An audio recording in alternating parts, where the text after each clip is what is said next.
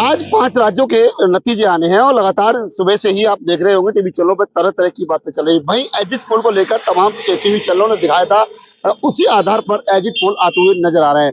चाहे बात की जाए पश्चिम बंगाल को बेशक एक महत्वपूर्ण चुनाव माना गया था पश्चिम बंगाल में क्योंकि लगातार पिछली तीन बार से लगातार टीएमसी की सरकार थी और उसी को देखते हुए तमाम भाजपा के नेताओं ने वहां बड़ा एक प्रचार किया था चुनाव में। और यहाँ तक बात की जाए उत्तर प्रदेश के मुख्यमंत्री योगी आदित्यनाथ भी कई सीटों पर प्रचार करके आए थे, मतलब चुनाव प्रचार किया था।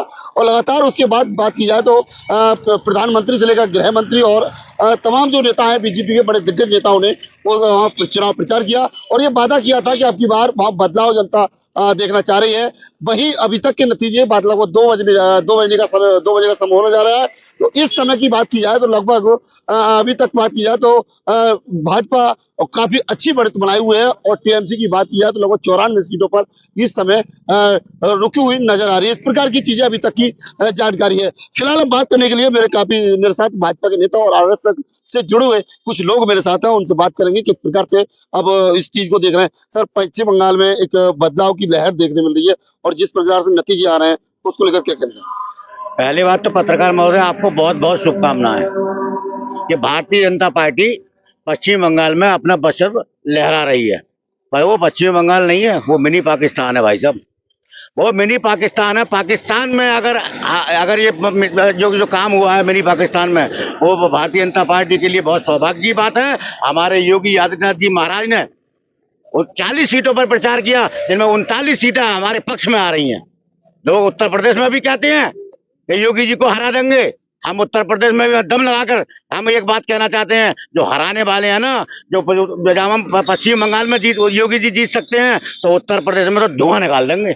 27 का चुनाव नजदीक है और जिस प्रकार से अटकलें लगाई है, अखिलेश यादव भी कह रहे थे कि पश्चिम बंगाल में दीदी की सरकार बनेगी अब की बार भी, और अकेली दीदी पूरी भाजपा से टकराई है। इस प्रकार की बातें अखिलेश जी की तरफ से कही गई है, क्या कहना चाहिए? अखिलेश भैया को जो राजनीति मिली है ना, वो विरासत में मिली है। हमें कोई विरासत में थोड़ी मिली है।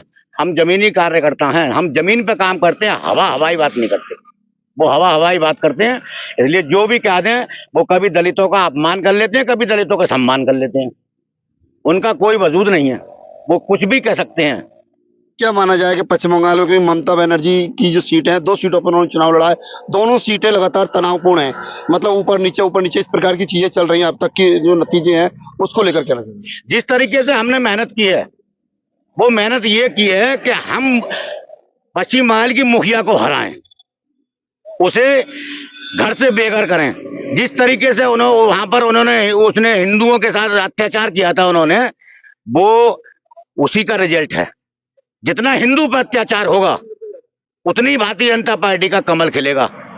और जो बारिश हुई है ना, वो उत्तर प्रदेश में हुई है, लेकिन कमल पश्चिम बंगाल में खिल रहा है। पत्रकार महोदय, रिजल्ट आने से पहले एक दिन पहले टीएमसी की जो मतलब ममता बनर्जी की तरफ से जो कहा गया था कि कुछ जो बैलेट पेपर जो है मतलब जो ईवीएम है, उनके जो बैलेट पेपर होते हैं उन्हें रोका, उनके साथ छेड़छाड़ की, इस पर आरोप लगाए। और अब ईवीएम को लेकर अभी जो छोटे छोटे मैसेज वगैरह चल रहे हैं, तो क्या कहना चाहेंगे? क्या ऐसा कुछ हो सकता है कि ईवीएम पे कोई ठीक पड़ेगा? जब पश्चिम बंगाल में जब ममता बनर्जी की सरकार बनी, वो ईवीएम से बनी, तो उन्होंने ईवीएम का रोना नहीं रोआ। आज वो ईवीएम को रोना इसलिए रो रही है क्योंकि वहां पर हिंदुत्व जागा है, और हिंदुत्व जागने के कारण वहां पर भारतीय जनता पार्टी की सरकार बन रही है। ईवीएम का रोना तो इनके लिए जिंदगी भर का रह गया है। जहां जहां भारतीय जनता पार्टी जीतेगी, पूरा विपक्ष ईवीएम का ही रोना रोएगा। 27 के चुनाव को लेकर क्या कहना चाहेंगे? यूपी में चुनाव है अब। 27 का चुनाव तो हम ऑलरेडी जीत चुके हैं, ऑलरेडी जीत गए। जब हम पश्चिमी बंगाल जीत गए तो 27 जीतना तो हमारा चुटकियों का काम है। क्या कहना चाहेंगे अपने कार्यकर्ताओं और उत्तर प्रदेश की जनता के लिए? मैं पूरे भारत के जितने भी भारतीय जनता पार्टी के कार्यकर्ता हैं उनको बहुत बहुत शुभकामनाएं देना चाहता हूं कि आपने जो मेहनत की और सबने जो मेहनत मिलकर की है, उसकी आपको बहुत बहुत बधाई। ऐसे ही लड़ते रहिए चुनाव।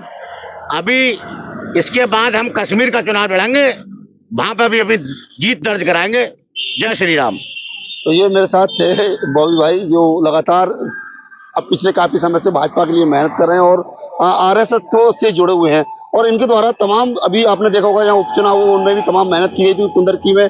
और वही बात की जाए अभी लोकसभा चुनाव में ये भाजपा के प्रत्याशियों के साथ जमकर प्रचार करते हुए नजर आए।